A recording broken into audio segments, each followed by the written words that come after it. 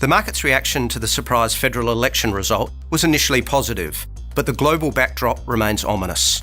A quick update on the outlook for our interest rates, housing markets and equity markets.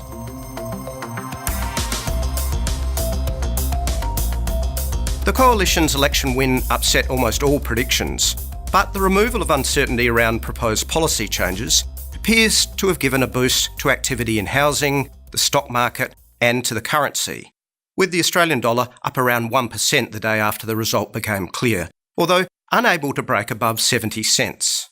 The fact that this is the case, despite the iron ore price trading around $100 per tonne, shows how universally expected an RBA rate cut is factored in.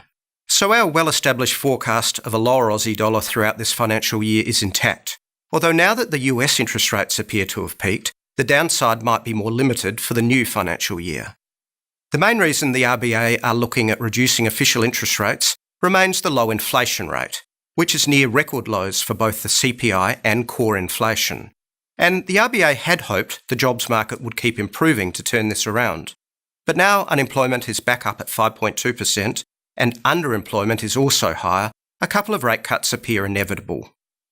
Fiscal policy will also be needed, so the imminent tax cuts and infrastructure investment is part of the solution. But the impact on housing credit growth is going to be very interesting. The combination of lower interest rates, some help from the regulator reducing so-called serviceability buffers, and no change to negative gearing and capital gains tax rules may be just the recipe needed to stabilise housing prices. In contrast, the offshore outlook has deteriorated, and there's little doubt that trade tensions are the driver of this downturn in global growth. The standoff with China is resembling a technology Cold War, but the US tariffs are also being imposed on Europe and Japan on cars, and most recently also on Mexico and India, and so trade volumes are naturally contracting.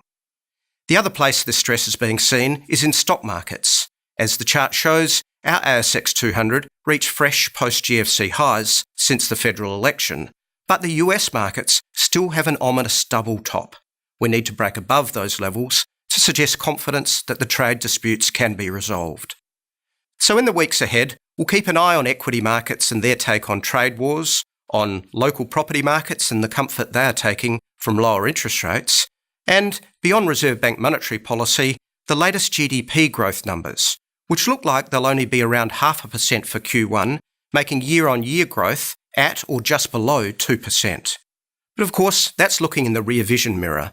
The growth rate for the new financial year, hopefully, can trend back up to closer to 3%. And that's the market update from Leveraged.